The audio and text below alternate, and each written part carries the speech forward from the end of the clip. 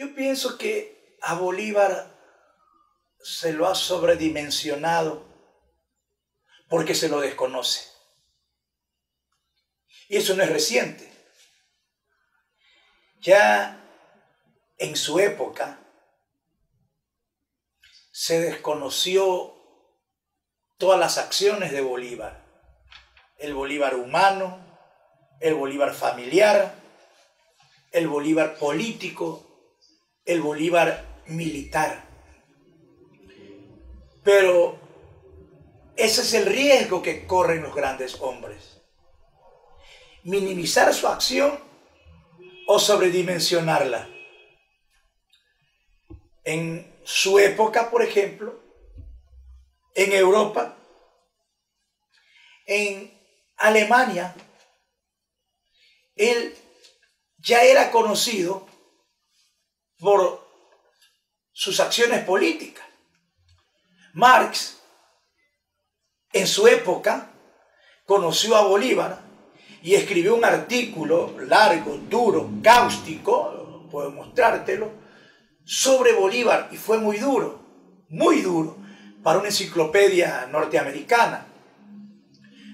Lamentablemente, el gran Carlos Marx se basó en una serie de fuentes de los enemigos de Bolívar, una serie de militares europeos que estuvieron junto a Bolívar, que esperaron de Bolívar mucho más por su participación en la guerra de independencia. Bolívar no los atendió en sus requerimientos, posiblemente exagerados, se resintieron con él, volvieron a Europa y escribieron las peores cosas. Esas fueron las fuentes, por ejemplo, en las que se basa Carlos Marx. Hay más de 200 años de este tipo de situaciones. Por ejemplo, no es un dios, no es un ser mitológico, es un ser de carne y hueso, con sus bondades, con sus virtudes y con sus grandes defectos. Hubo un momento de esas contradicciones, de 1820, 22, etc.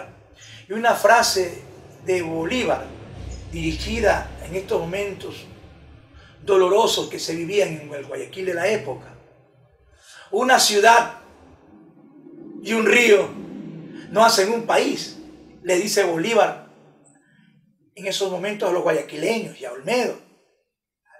Pero en la época, un grupo de familias guayaquileñas le piden al libertador Simón Bolívar, alrededor de más de 300 familias. Tengo el documento, lo encontré, un documento de Jorge Núñez, te lo voy a entregar, publicado en la revista Podium de la Universidad de Espíritu Santo, donde un grupo de familias guayaquileñas, con José Antonio Gómez a la cabeza, ¿no?, de donde desciende un ilustre patricio guayaquileño, ¿no?, de apellido sonoro. Yo no tengo apellido sonoro, yo soy Calderón Chico, ¿no?, que este ilustre guayaquileño de la época es uno de los firmantes, de los 300 y pico de firmantes de esta carta dirigida al libertador, pidiéndole que anexe, que integre, que vincule Guayaquil a Colombia.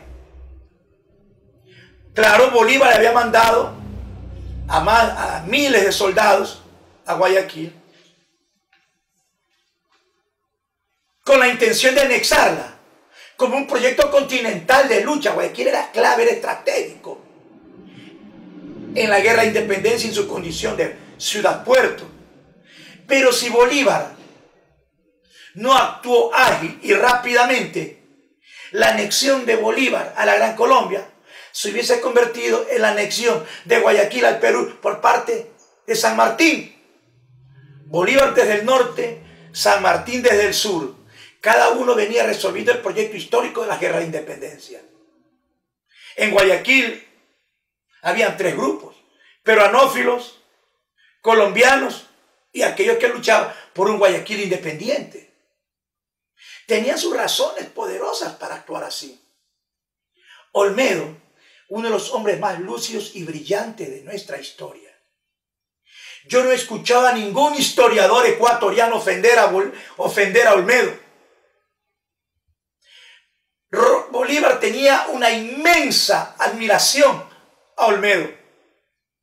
Y cuando llegaron a mantener fricciones duras, la grandeza de Olmedo lo lleva a salir de Guayaquil e instalarse en el Perú. Y que llega a construir el más grande poema épico de la independencia. Es decir, La Victoria de Junín, Canto a Bolívar, un poema de más de 900 versos, ¿no?, donde exalta la grandeza de Bolívar. Bolívar le cuestiona en dos hermosas cartas, que quien lee el Canto a Bolívar tiene que también leer esas dos cartas de Simón Bolívar. Bolívar, años después, le pide a Olmedo que represente al Perú en la renegociación de la deuda externa con la banca inglesa para resolver el problema del endeudamiento de la época, que sirvió para comprar armas, para vencer a los españoles.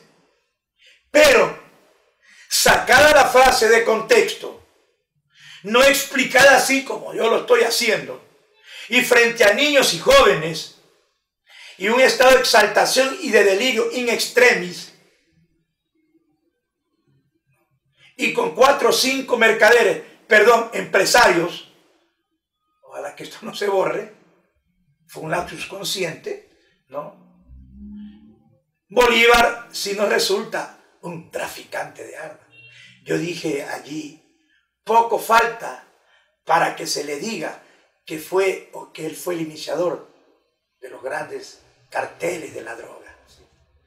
Todo lo que se haga por exaltar la figura del Libertador, por exaltar la figura de José Martí, admirador del Libertador, todo lo que se haga por exaltar la figura de Eloy Alfaro, amigo de Martí y admirador de Bolívar, está bien. Bolívar está en la historia y es difícil